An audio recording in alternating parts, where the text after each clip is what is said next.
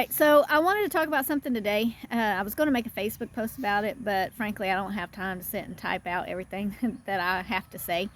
And I also don't have time to edit something and do this real pretty YouTube pretty video. I just want to get out what I want to say.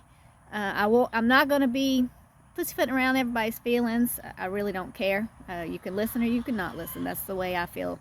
But I want to talk a little bit about what's going on in North Carolina, and if this isn't an eye-opening experience for anyone, whether you're in it or you're not in it, I don't understand why you are waiting.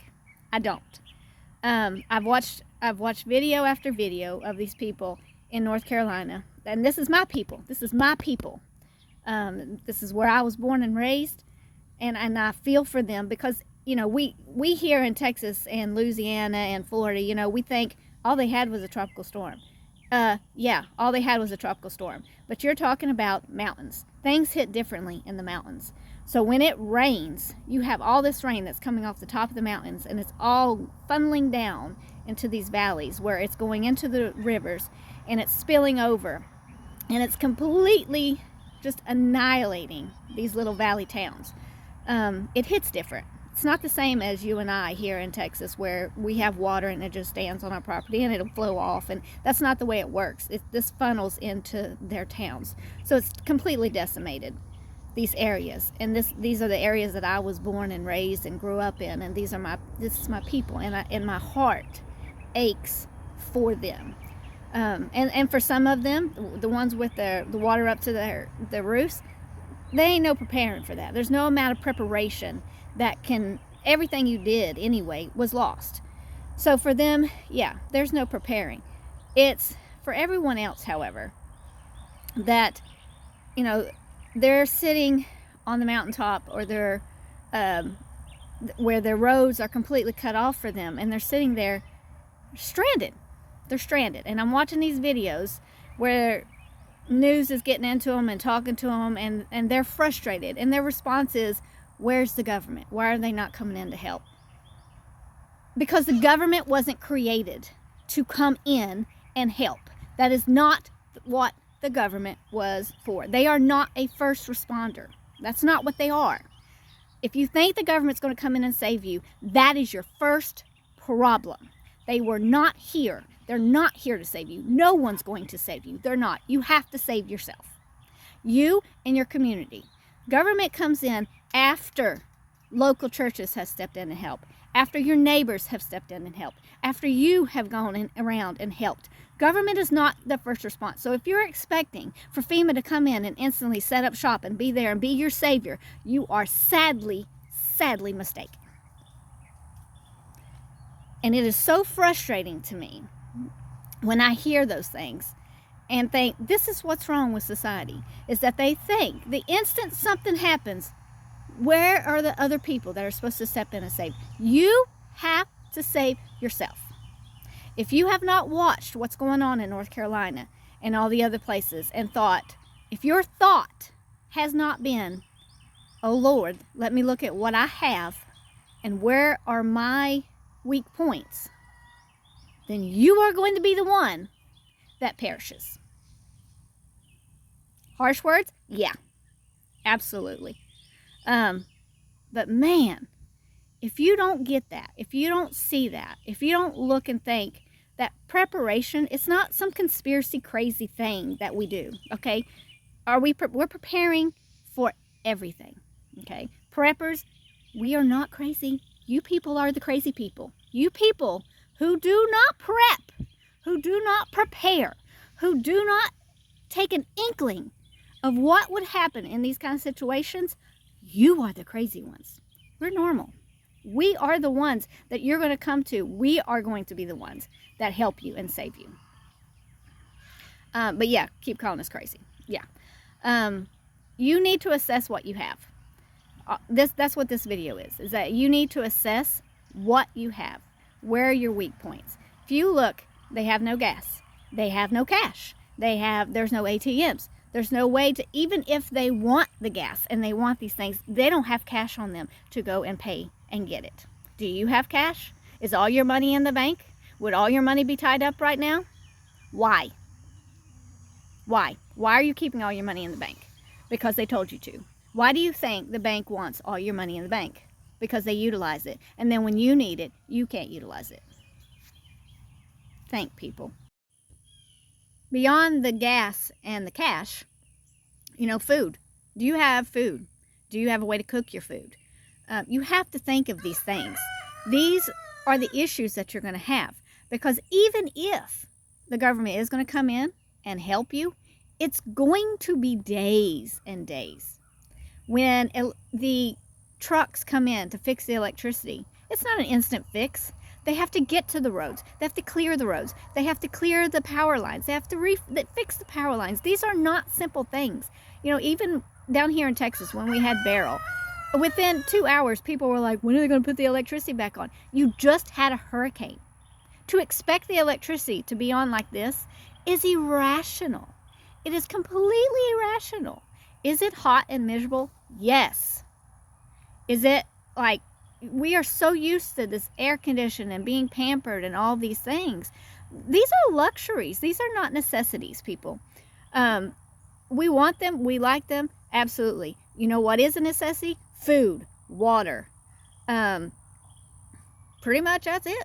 Food and water. Do you have your food and water? The gas and all the other things that we need to run our generators and do all these things, if you need them, you need to prepare and have them. These are just normal, typical thoughts that should be crossing your mind. And if you're watching this video and thinking, oh, well, I live in an area, I don't have any of these issues. I don't have hurricanes. I don't have tropical storms. Half the ports on the East Coast are about to be shut down. We're about to have a port strike. Are you prepared? Do you have stuff? Do you have food? Do you think it's going to be easy for them to bring in all these things that our government has sourced out to other countries, and now they have to come through ports that are going to be shut down because of strikes? Are you ready?